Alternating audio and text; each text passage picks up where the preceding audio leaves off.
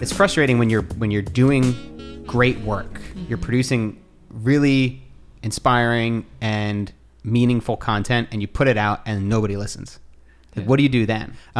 There's got to be an element of consistency, right? Where you just keep doing it. Because in 2015, you start making blog posts and putting stuff out there. I'm sure nobody was listening. Maybe, a dozen people or a handful of people. Yeah, I didn't even publish in 2015. I was doing the pre-work, so to speak, because I'd never done writing for a blog. I'd never produced recipes for publishing. I'd only produced recipes for our chefs to make better, and then scale up to feed 2,500 students. So it's really different. So I was really just like behind the scenes, like pretending kind of that it was going out to the world when it wasn't. And then in 2016, I was like, okay. Yeah, you do start to build a little bit of an audience, and people start listening, and people start paying attention to what you're writing and talking about. Yeah. How does that process evolve? Like, and when do you start to create a viable business where you're having, multiple clients, you have a really steady income stream? Yeah.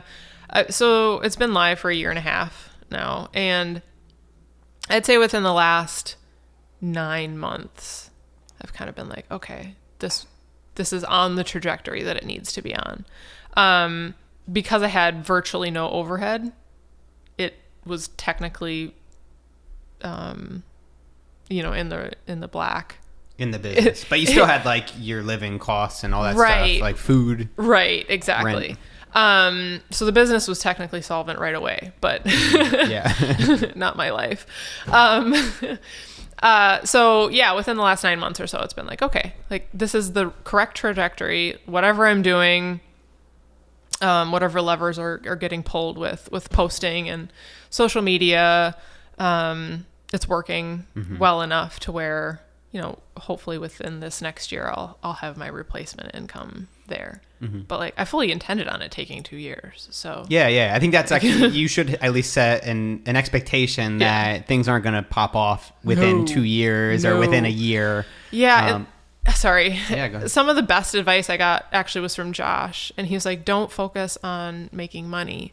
Focus on creating the best stuff you can, the best writing, focus on creating the best recipes, doing the best work with the clients you possibly can. And he's like, the money will follow.